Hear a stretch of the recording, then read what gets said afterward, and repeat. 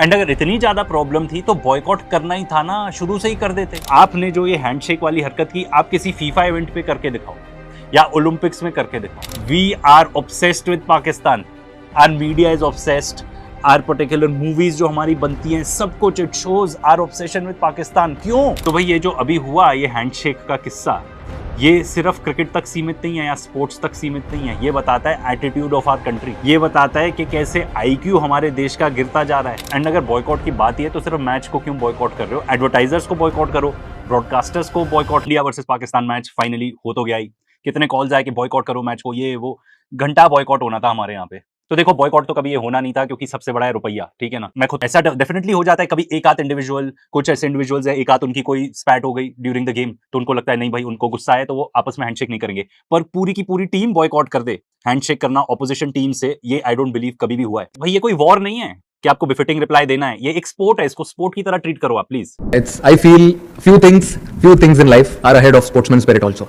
देखो अगर स्पोर्ट्समैनशिप की बात है तो फिर आपको मैच ही नहीं खेलना चाहिए था, पूरा मैच ही बॉयकॉट करना था, ठीक है। और इसके बाद सरप्राइजिंग बात तो ये है कि आप जाके हाथ मिला रहे हैं मोहसिन नकवी से, जो कि हेड है पाकिस्तान के क्रिकेट बोर्ड के, एशिया क्रिकेट काउंसिल के भी हेड हैं, इंटीरियर मिनिस्टर हैं पाकिस्तान के, and it is believed he is the closest man to the Pakistani military. तो आप इस आदमी के साथ कैसे हैंडशेक कर रहे हो? एंड भाई यहाँ पे मॉरल हाई ग्राउंड कहाँ गया आपका? पाकिस्तान का जो क्रिकेट कैप्टन है सलमान आगा, आप उनके साथ हैंडशेक नहीं कर सकते? मतलब ये कहाँ का लॉजिक है? इसके भाई क्रिकेट स्पोर्ट तो शायद कितना ही होगा, ये ज्यादातर तो बिजनेस है एंड टूल है पॉलिटिक्स के लिए। एंड इस पर्टिकुलर इंसिडेंट ने कि हमने जाके उनके साथ हैंडशेक ही नहीं की, इससे तो ये प्रूव हो जाता है बियॉन्ड एनी डाउट कि क्रिकेट सिर्फ पैसा है, ठीक है, स्पोर्ट्स की तरह हम इसको शायद ट्रीट भी नहीं करते हैं। एंड अगर इतनी ज्यादा प्रॉब्लम थी तो बॉयकॉट करना ही था ना, शुरू से ही कर देते। भाई स्पोर्ट्स का मतलब ही यही है कि हमारे जो भी डिफरेंसेस है हम वो सेट असाइड करके हम आए हैं यहाँ पे प्लेइंग फील्ड में, एंड जो भी स्पोर्ट का डेकोरम है उसको फॉलो करेंगे। नहीं तो हर किसी के इतने गिल्ले शिकवे हैं, पाकिस्तान की तरफ से देख लो, वो भी कहेगा कि भाई रॉ इंटरफेयर करता है पाकिस्तान की इंटरनल पॉलिटिक्स में, बीएलए को सपोर्ट करता है, हर टाइप के टेररिस्ट अटैक्स कराता है। आपने तो इंडस वाटर ट्रीटी ही अबेंस में डाल दी, तो फिर अगर खेलना ही नहीं है तो फिर खेलो ही मत, ठीक है ना। पर अगर एक अच्छी चीज जो निकल सकती थी इंडिया पाकिस्तान मैच से, और वो भी नहीं निकली, वो ये थी कि भाई भले ही आपस में जितनी टेंशन चलती रहे, स्पोर्ट एक ऐसा कॉमन कल्चरल प्लेटफॉर्म आप मान लो जिसमें हम एक दूसरे से इंटरैक्ट कर सकते हैं, as decent human beings interact कर सकते हैं, as respectful human beings interact कर सकते हैं। वो भी नहीं हुआ इस कंट्रोवर्सी की वजह से। एंड अगर मान लीजिए फिर से मैच होता है इंडिया पाकिस्तान का, जिसके फुल चांसेस हैं, तो क्या फिर से इसी टाइप का बिहेवियर रखेगी हमारी पर्टिकुलर क्रिकेट टीम? एंड जहां तक स्पोर्ट्स की बात करो इंडिया में, तो भाई ये क्रिकेट ही रह गया है, और वैसे भी क्रिकेट वर्ल्ड वाइड तो इतना पॉपुलर है भी नहीं, हम स्पोर्ट्स में वैसे भी डेड है।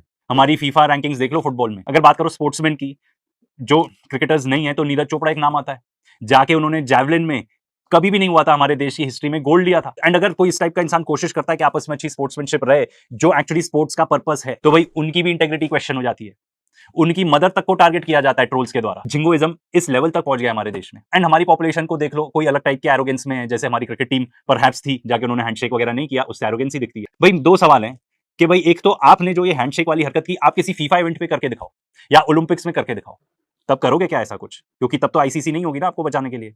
एंड इस टाइप की एरोगेंस क्यों है हमें, मुझे तो ये भी नहीं समझ में आता। हमारी इकोनॉमी की वजह से है क्या? भाई पहले भी बताते थे, अब भी बता रहे हैं कि हमारी इकोनॉमी की अगर बात करें तो 80 करोड़ लोग ऐसे हैं, यानी कि more than half of the population, जिनको फूड ग्रेन देती है सरकार, अनाज देती है ताकि वो सर्वाइव कर पाए। एंड जिस तरीके से हमारे मीडिया का बिहेवियर था, ठीक है, उनके लिए तो एक सोर्स ऑफ इनकम ही है पाकिस्तान, जाके उनको गालियां देनी है, उनके बारे में कुछ भी बोलना है, वहां के गेस्ट को इन्वाइट करना है। इसके अलावा हमारी पर्टिकुलर मूवीज भी देख लो ऑफ लेट जो आ रही हैं, मतलब एकदम हेट्रेड स्प्रेड करने का काम करती हैं ये। We are obsessed with Pakistan, our media is obsessed, our particular movies जो हमारी बनती हैं, सब कुछ it shows our obsession with Pakistan. क्यों? कितनी बार तो हमने ही आपको बताया कि भाई बात हो रही है इजराइल ईरान की, 50-60 बार 100 बार तो पाकिस्तान का ही नाम ले लेते हैं यहाँ पे। एंड जहां तक मैच की बात है, तो भाई वो मैच है, वो स्पोर्ट है, उसको वॉर के तरीके से मत देखो, उसको वॉर में ही कन्वर्ट कर दिया है। एंड कौन जीता ये वॉर? मुझे तो लगता है हमारी गोदी मीडिया जीती, क्योंकि उन्होंने इस टाइप की डिबेट करा के लोगों का दिमाग ही खराब कर दिया और अपनी टीआरपी बटोर ली, व्यूज बटोर लिए। अर्नब और ये सब टाइप के लोग जो हैं ऐसे ही थोड़ी इतना शोर मचाते हैं। इनकी एक पर्टिकुलर लीक्ड व्हाट्सएप आई थी जब बालाकोट में अटैक हुए थे, उस टाइम पे क्या कह रहे थे ये कि भाई we won this war like crazy. And और क्या क्या बोला जा रहा है मीडिया में,